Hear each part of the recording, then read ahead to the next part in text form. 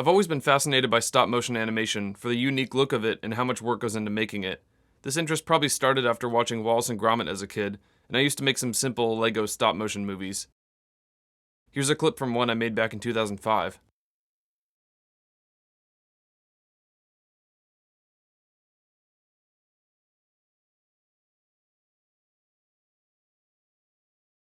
For the animation on Almost Zero, my main inspiration was from the Swedish music and animation duo Remdeglage. They have some really crazy stop animation techniques, and one of the most interesting is how they use a projector to animate some really complex things. They have a great explanation of this technique at the end of their Insert Coin video. You can check that out if you want to see where I originally got this idea. So the method is to project an image down onto something, trace that image, and then take a picture of it. This is repeated hundreds of times, one for each frame of the animation. So this is the projector rig that I made for this first song, and while it did work well, it's probably the most thrown together thing I've ever made. It took about an hour with some old scrap wood that I found in the garage. The reason it has to be so far above the desk is that the minimum focal length for this projector is about 4 feet. The main difference in the technique that I used is that I drew all the images first and then took the pictures later. This way I didn't have to worry about doing 2 steps at once.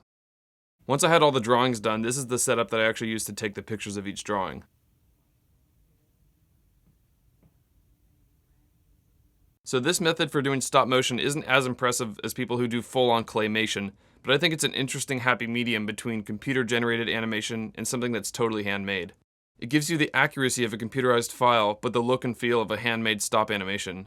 But even though the computer helps, you can't cheat the work of tracing and animating the huge number of frames. And for these 2 clips, I didn't use the projector rig at all. These were just done freehand without any real plan or guidelines. For just this title track animation, it took 458 individual drawings, and when put into binders, it looks like this. This animation took about a week in total to draw and photograph.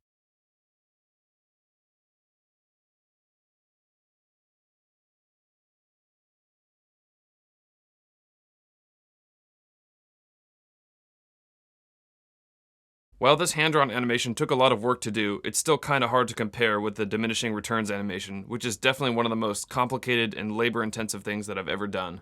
So to bring this animation concept into reality, the starting point is the original score to the song, with every instrument represented individually in music notation, and the endpoint is a stop-motion animation of a screen of 391 Rubik's Cubes that graphically represent the harmonic and rhythmic information of the song in real time.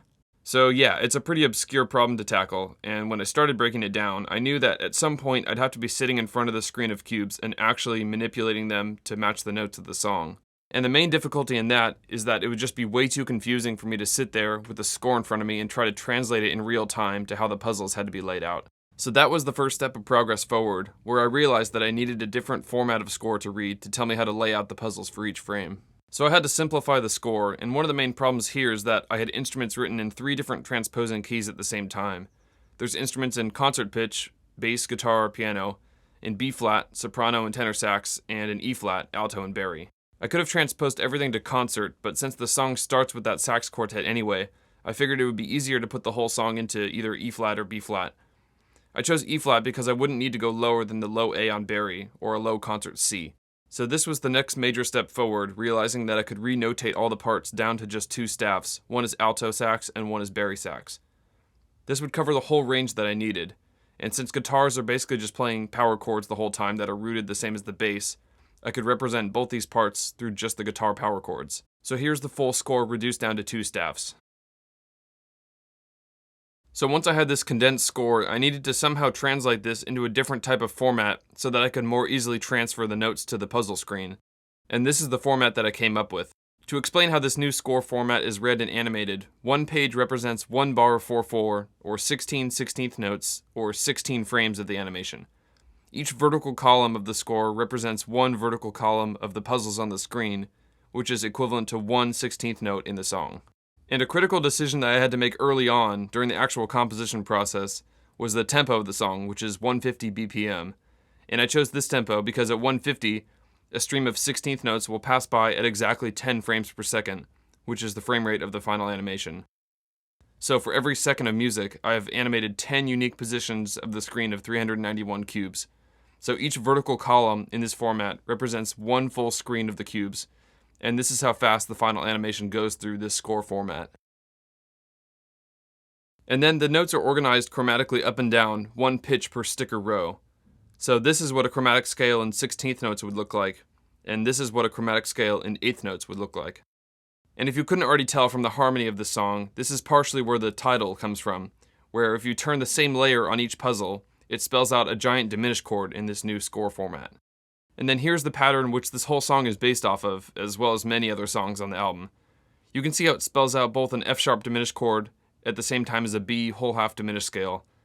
And this pattern is also a 12-tone row, and here's what it looks like when traced around the circle of fifths. This is the pattern from bar 60 of the E-flat reduction, which happens at 12 minutes and 10 seconds into the full album YouTube video. So for this tone row pattern to complete a full cycle, it repeats 4 times over the course of 3 bars. And even though this line uses all 12 notes, it still fits perfectly with the bass movement because these are all the unison notes that they share. Okay, so getting back from that tangent, now I had to move on to the next step after the E-flat reduction. So I had the labor-intensive task of translating this E-flat score to the visual puzzle score, one note at a time, by hand, for about 120 pages worth of information. This process took about 4 full days of work, and once that was done, this is what the score looked like.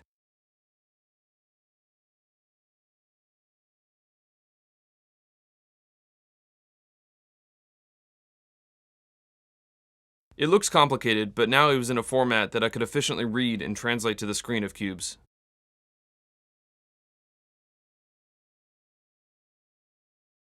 So for the entire album, this is what all the papers look like when put into binders.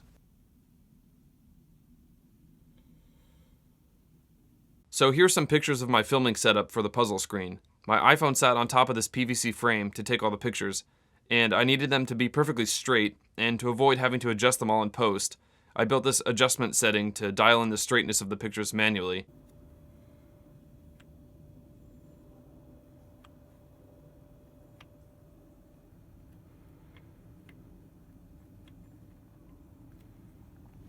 I took a picture at each setting before I started, and then checked them in the computer to see which looked the straightest.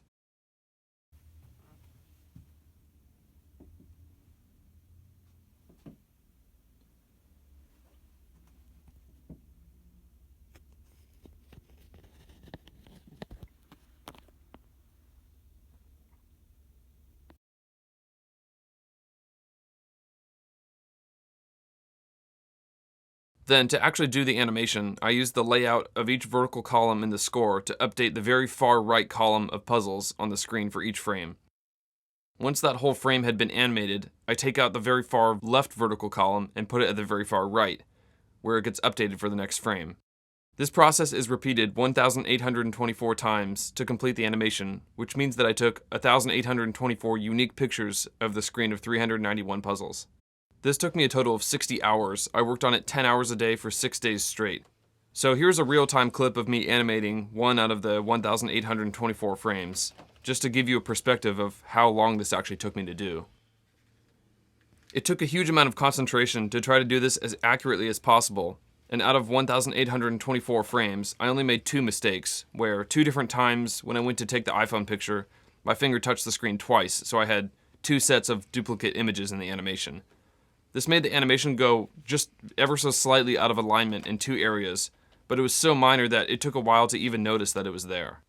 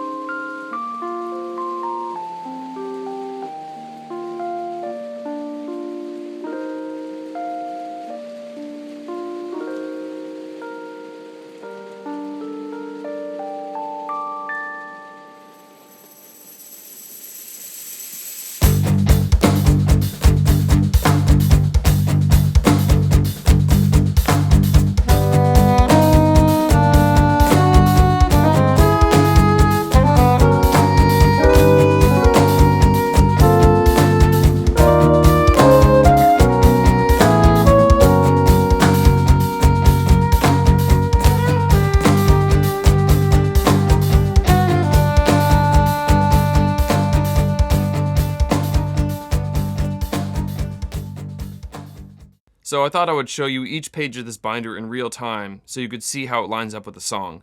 If you're able to follow along, you should be able to see the similarity to the final animation, but in a much rougher form. So this will wrap up the behind the scenes for this entire project, and thank you so much for watching, and I hope that you found this interesting.